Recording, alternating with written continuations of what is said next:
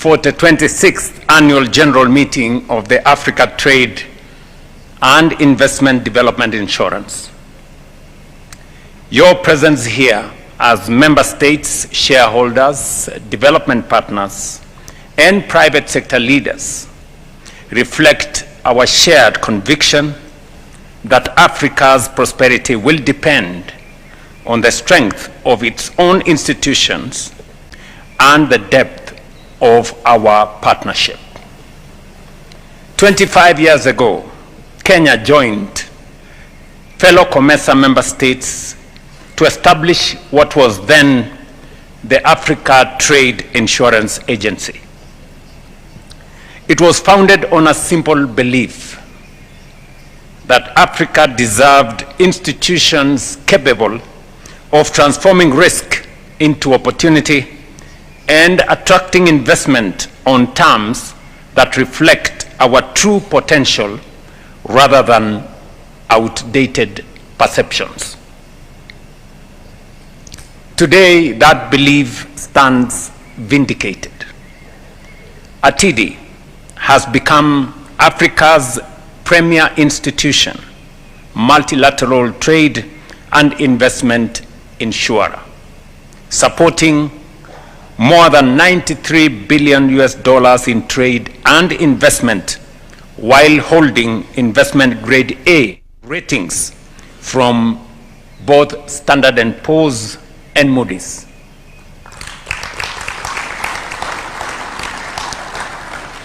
Congratulations, Atidi. Yet, we gather at an extraordinary moment.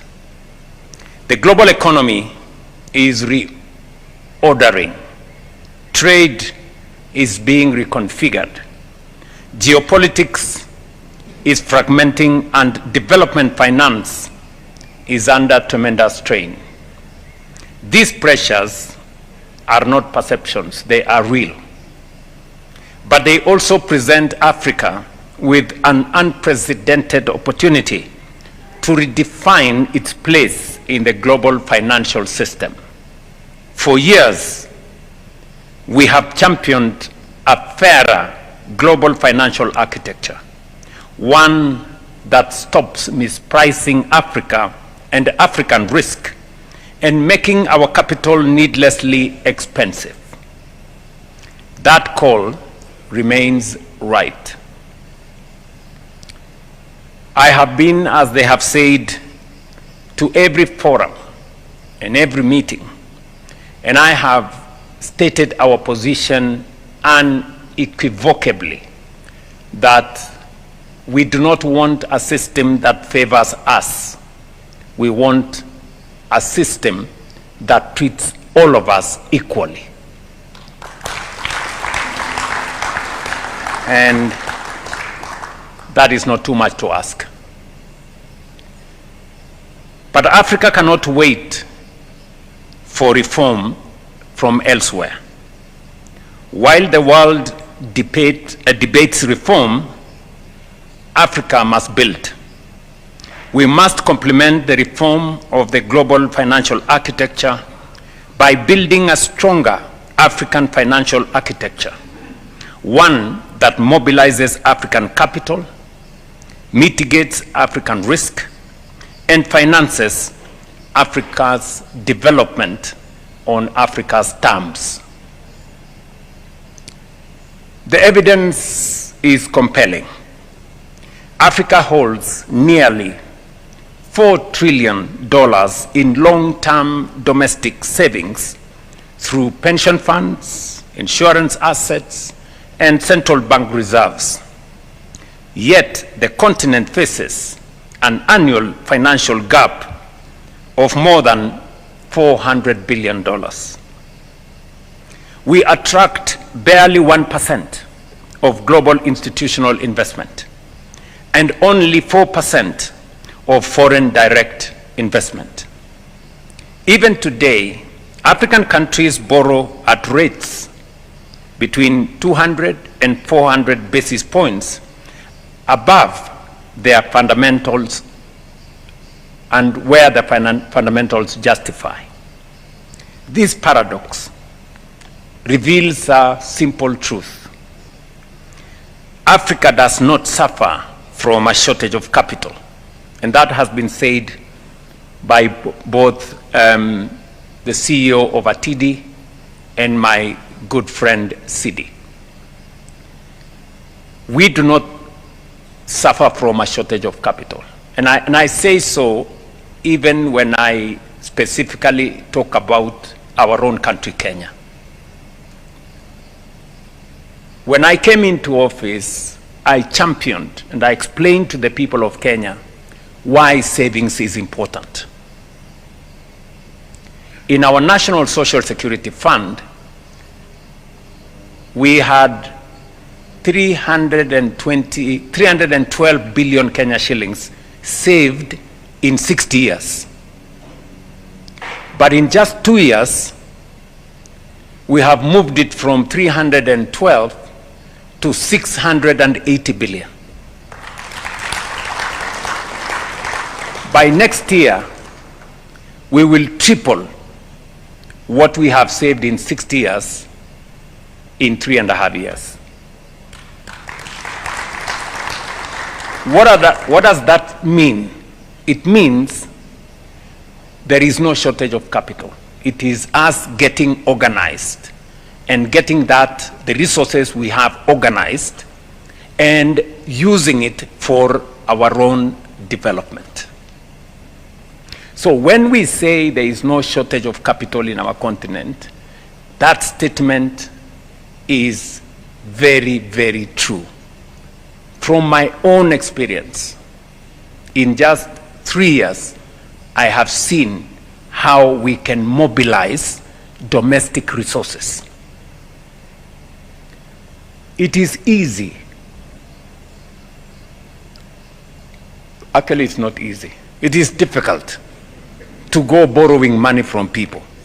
They subject you to all manner of things.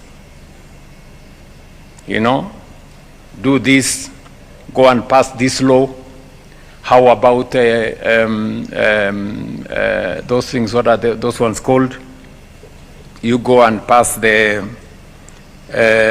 sexuality laws, go and do this, go and do this. You know, things that have nothing to do with the money you're looking for.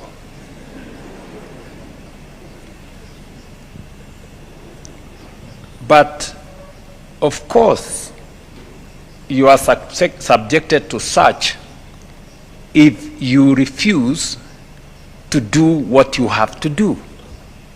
Let me give another explanation. We decided as Kenyans that we are going to get rid of slums. We're going to work towards getting rid of slums. We're going to build a big portfolio of a housing program. It's been in our books for many years. We tried to borrow money from different places to implement the program, and it was not possible. It was not tenable. It was not practical. It was not sustainable. But we decided that we are going to put together a housing fund, and we are going to pay 1.5% of our incomes to that fund, and employers would do the same. Today, just in 3 years, we have built a portfolio of $9.3 billion.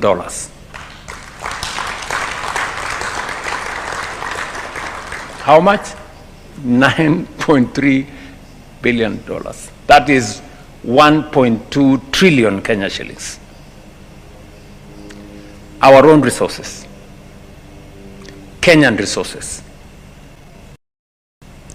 So if there was any doubt in anybody's mind of our capacity to raise domestic resources and for us to drive our development on our terms, please erase that doubt. And that is why this evening is very significant to me. When we had the Africa Forward Summit here last month, we made a conscious decision as leaders of this continent that we are going to rethink how we finance our development. We are going to work with partners, and we are immensely grateful for the World Bank, the IMF, IBRD, and all the other partners that have worked with us. They have walked this journey with us. But they have done so much. But there is space for us to do more ourselves.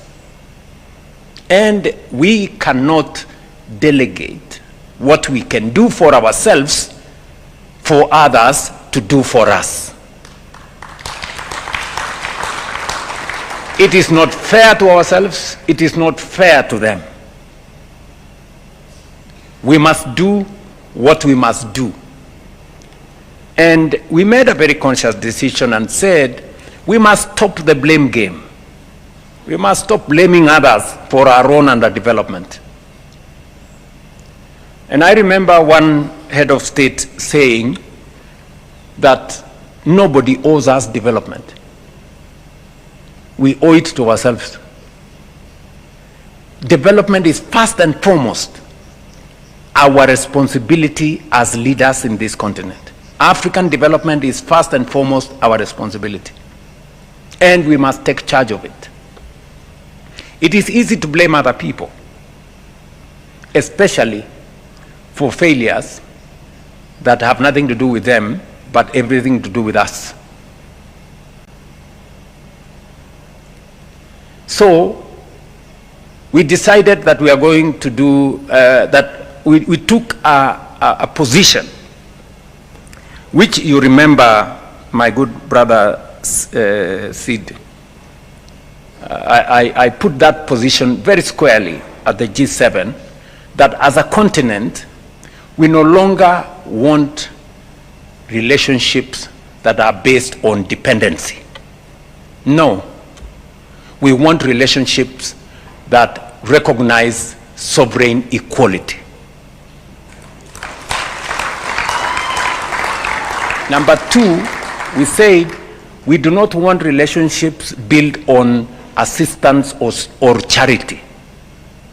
We want relationships that are built on partnerships that are mutually beneficial. And number three, we said we are going to reject any engagements that are built on exporting African raw materials and extraction, that we are going to work on investments that create win-win outcomes for investors and for ourselves, and that is built around value addition and value creation and creation of jobs right here in our soil.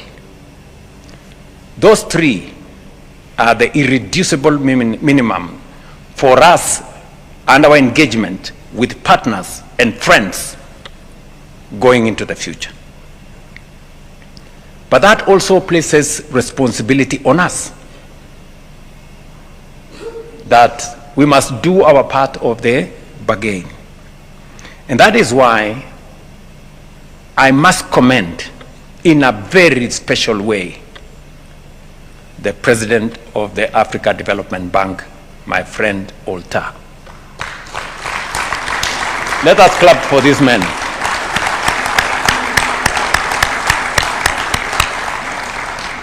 I mean, he is a, breath of fresh air. Because when he came on board, he removed the old rivalries amongst our African multilateral institutions, financial institutions. there was an unhealthy competition between, I don't know, Africa Development Bank, I don't know, Afri-Exim Bank, Trade and Development, a competition that was not necessary. It is better for them working together. And you remember very well, we took a position at the Africa Union and said, we are going to work with all our financial institutions, African multilateral financial institutions. And we took a decision at the Africa Union that we are going to endorse and support and contribute to these institutions, so that because they understand our situation, they understand our development, they know us better, they work with us from our continent. Some other institutions, you can forgive them. They are in New York, they are in Paris, they are in Washington, and they can have all manner of perceptions. For example, the other day there was a problem of Ebola in DRC, and everybody cancelled meetings all over the place, because some people don't understand that there is almost 4,000 kilometers from Kenya to DRC. So these are some of the perceptions that inform this space. And I am very happy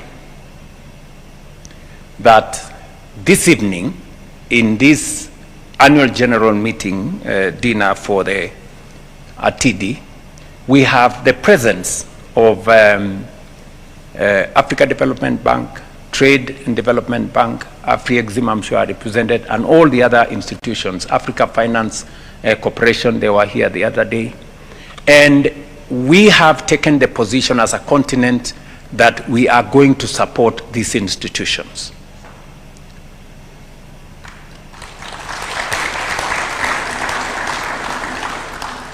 Endorse them and also put our resources behind them, because that is how they will gather the legitimacy, they will get the financial muscle to be able to drive and mobilize our own development. This understanding drives Kenya's leadership of the new African financial architecture for development. My good brother Olta, you can count on Kenya 100%. We believe in the new African financial architecture for development. It is going to be the solution for our development. And we are matching what we are saying in Kenya with what we are doing. We are mobilizing our own savings. As I've just told you, we are going to triple our savings in the next 3 years. We are mobilizing our own resources. The National Infrastructure Fund, which we enacted the law in the last, I think, 3 months, in March. By end of this week, we will have mobilized 300 billion Kenya shillings into the National Infrastructure Fund. That is roughly about $2.3 billion. And it was very sweet news when I heard you guys say that for every dollar, you can help us mobilize $10. So we are in good space. I had told the citizens of my great country that we have a 5 trillion program. And they were looking at me and wondering how that was going to be possible. You've heard this gentleman talk here. We are already at 300 billion Kenya shillings. If you multiply that by 10, that is 3 trillion So we are just waiting for another 2 trillion and we can implement all our programs.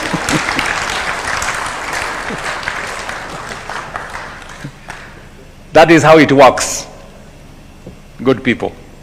That is how it works. Ndio mimi nawaambia saa zingine tutumia akili. You know, for those of us who understand that language. To move Africa from a recipient of global capital to a mobilizer of its own, from fragmented institutions to coordinated strength, and from dependence on external risk assessment to African institutions capable of pricing African opportunities correctly. That is the mission. That is what NAFAD, that is what the new architecture is going to do for us in this continent. At the heart of this vision is the alliance of African multilateral financial institutions.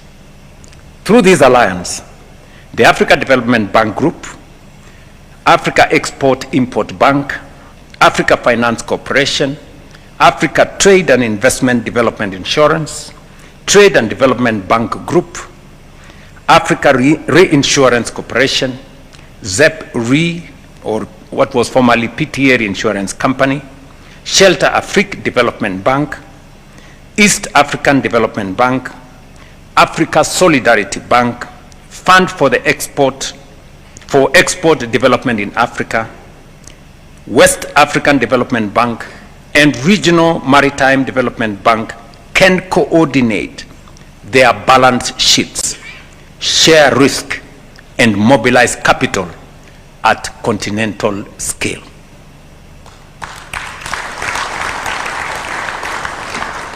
Good people, please don't let us down. You know, don't let us down. Because this is our moment, you know. And I am very happy that I am in this space as a leader in Kenya and in this continent when we have leaders in our financial institutions that are as aligned as these good people who lead this institution. I am pleased to announce that today, in the cabinet, the government of Kenya approved the establishment of the Secretariat of the Alliance for African Multilateral Institutions here in Nairobi. I did commit that we were going to provide space for a secretariat for the alliance so that we can create more muscle and strength by being coordinated. Within this alliance, Atidi occupies a uniquely strategic place. Investment follows confidence, and confidence follows credible risk mitigation. For 25 years, Atidi has demonstrated that African institutions can transform risk into opportunity. Yet Africa still faces a guarantee and insurance gap of up to $50 billion every year. One of the greatest barriers to unlocking private investment in infrastructure, energy, industry, agriculture, and trade. Every dollar invested in our guarantee architecture has the potential to mobilize $10 more in private capital. That is why I call for the accelerated recapitalization of Atidi. Our ambition should be to build Atidi into a continental guarantee institution with a capital base of $2 billion, supported by a capital framework capable of delivering guarantee capacity that will go all the way to $10 billion annually. And I want to commend the Africa Development Bank Group After the meeting we had here of Africa Forward last month, my good Brent Sidi here went to the board, and you just heard from him, the board of Africa Development Bank approved to increase their shareholding in Atidi 5 times. From 3% to 14%. Now, Africa Development Bank becomes the largest shareholder of Atidi. Kenya was the largest shareholder until the other day. I would have been unhappy that we have been overtaken. But I am happy that we have more money to seek guarantee for our development. So congratulations, Africa Development Bank. What we will do, however, is that Kenya will continue to invest our own resources also in Atidi to support the journey to Atidi having $2 billion of their capital for them to be able to undertake the mandate that they have. Today, I invite every member state represented here to join Kenya in launching the Nairobi Capital Compact on Africa economic sovereignty. The compact rests on 5 commitments: to progressively recapitalize Atidi, to strengthen the alliance of African multilateral financial institutions, to mobilize Africa's domestic capital, to expand our guarantee and risk-sharing capacity, and number 5, to build globally competitive African multilateral financial institutions. This is an invitation to governments, institutional investors, and development partners alike to finance Africa's transformation on the correct terms. Kenya's confidence is grounded in experience. Since its inception, Atidi has supported more than $7 billion in investment across Kenya's energy, transport, manufacturing, agriculture, and trade sectors. In the past 2 years alone, it has facilitated $960 million in new investment.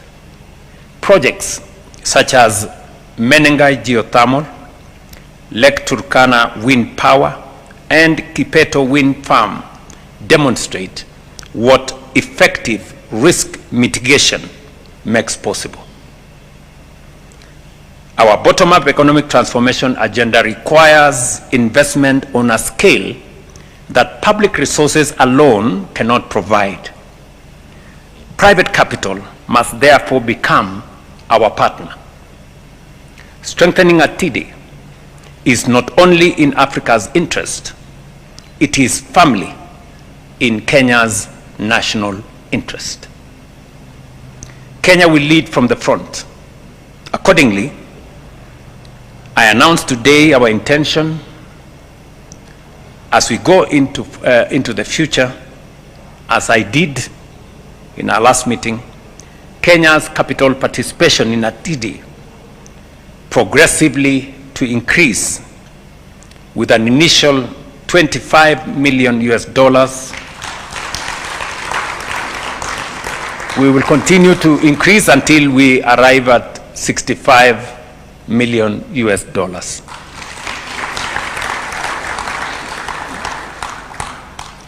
To demonstrate that commitment, we will continue positioning Nairobi as Africa's premier financial and development hub.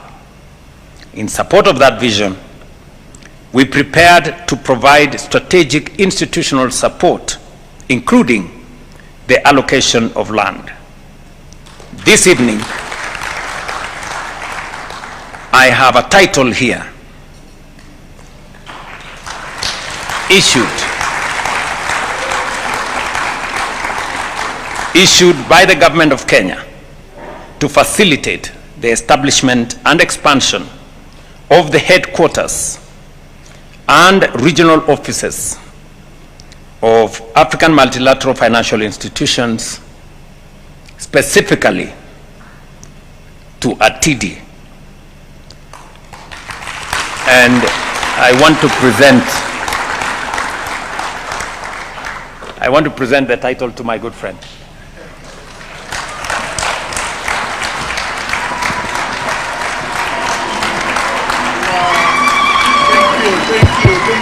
Thank you.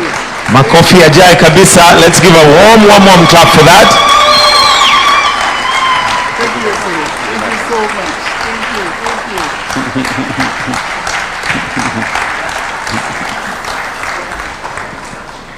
Thank you very much. Please, let's take our seats.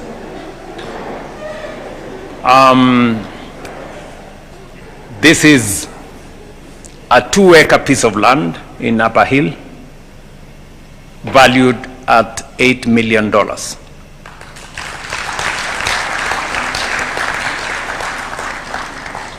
Our predecessors secured Africa's political independence. Our generation must now secure Africa's economic sovereignty. That sovereignty will not be won through declarations. It will be won by building trusted institutions, by mobilizing our own capital first, by crowding in investment from global markets, by pricing Africa's risk correctly, and by financing our development competitively. Let Nairobi be remembered as the city where Africa chose implementation over advocacy, where fragmented balance sheets became a collective financial strength, and where our continent took another decisive step towards economic sovereignty. My good friends, I wish you well. My very best wishes. I am very, very proud of this evening because finally we are beginning to make the right decisions. Bold, decisive, focused, and right. So thank you very much. Enjoy your dinner. And unfortunately, I will not be able to attend the meeting tomorrow. I have explained my deputy will be there because I have a family matter to attend to. So asante sana, welcome to Nairobi again, and my very best wishes. Thank you. Thank you, Your Excellency. Your Excellency, before you leave, Your Excellency, sir. Your Excellency, there is a gift for you from Atidi. Let's take our seats, please. Kindly, let's take our seats. Allow me to invite